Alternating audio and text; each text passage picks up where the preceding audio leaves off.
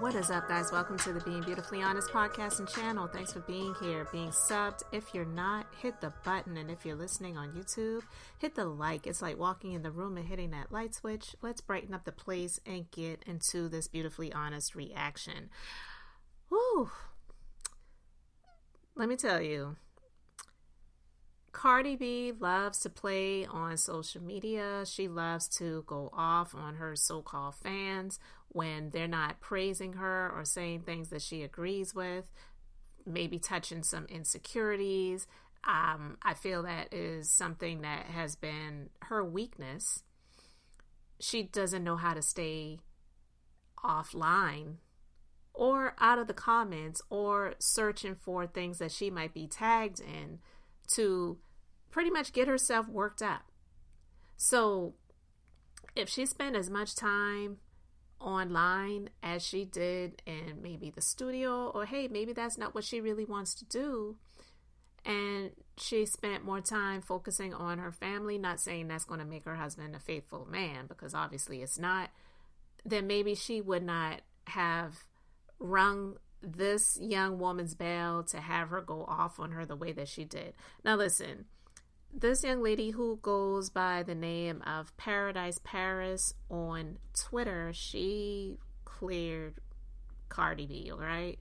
Like, I don't think I've ever heard anybody, at least I haven't. So I want to play this so that you can let me know what you think about it, because she definitely put her in her place, and I'm quite sure Cardi isn't going to stay in her place, but she said some things that I absolutely agree with. So I want to go ahead and just play this tweet video, and it's only a couple of minutes long. So let's just go ahead and get into it.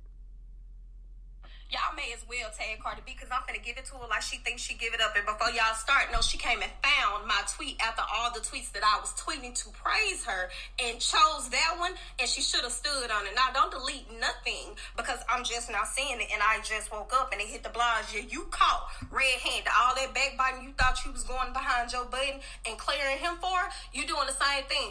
Don't throw no rock and hide your hand, Miss Mamas. It ain't an etch-a-sketch bitch in the motherfucking world who could ever make me feel bad about my body.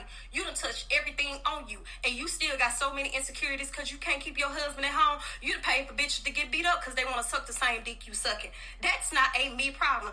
That's a you problem. It could be 4 stomachs, it could be 6 stomachs, it could be 7 stomachs. At the end of the day, you done sat there and paid for everything on you, and you still insecure. You still cannot keep yourself in the media selling sex, and the sex ain't going nowhere. It don't matter how much of a bad bitch you think you are with them hard ass titties. At the end of the day, what was said about you is correct. Your ass is sitting around trying to make sure you keep your family intact, and your ass is still over here cussing out fans, delusional fans, when you're getting passed up by every single body around you.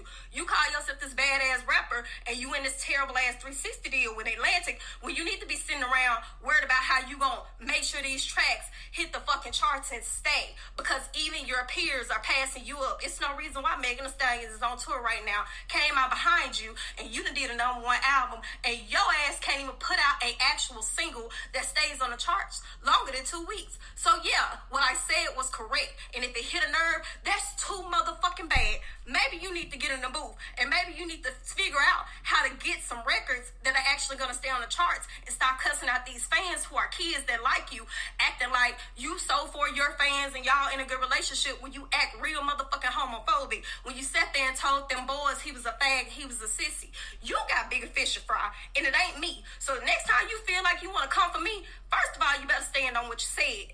You better stand on what you said, because I'm the bitch that's going to give it to you. I don't give a fuck how black you want to pretend you are. I'm really that. Don't nobody look at me and question it. I don't care about your accomplishment, because next time you want to say something out your mouth, I'm going to be right here to give it right back to you. All right, guys. So you heard that. She said a lot of things that I agree with. I just feel that she does get a whole lot of passes, because like you heard Paris say, I don't have to have nobody question whether I'm black. You can see that I am. When people try to give Cardi B this pass of, oh, she's Afro-Latina, she is black. This woman, she would rather not be that and say, I don't want to look like a black woman, than It's the same old story. Nobody who isn't black wants to be black unless it benefits them in some way. If they want to say, well, I can use the N-word because I'm black, or, you know, like it's different things like that. They want the benefits of it. And I'm not even saying that using the N-word is a benefit of being black, because that's just one of the things that I absolutely do not agree with. But it just, unfortunately, it is one of those things that a lot of people, they use that word and feel like, oh, well, that's ours. We have taken that word and we've taken the sting and the power out of it. But if you really took the sting and the power out of it, then why do you get mad when other people use the word, or they put the ER at the end versus the A? Or even if they try to put the A at the end to say, oh, well, it doesn't mean what it used to mean anymore. You get offended when they use it, but try to give Cardi B a pass and say, well, you know, she's black. Listen, when it comes to that type of stuff, they're going to let you know who they really are when it matters. And so I don't blame this young lady for going off on her the way that she did and saying that you don't have to question whether I'm black. I really am. And she hit so many different areas when it comes to Cardi B, but she does. She gets a lot of passes for a lot of the things that she says and does. And it's like, why are you doing this? You have been labeled an A-list celebrity. Whether it's deserved or not is questionable, because how much work has she really done in the industry to be able to gain that title? Like, seriously. And like she said, you got people that came up after her that are doing more in music than what she's doing, like Megan Thee Stallion going on tour. But anyway, I'm not going to get into all of that stuff when it comes to the music, because I really could care less. I don't listen to any of their music. It's just not my thing.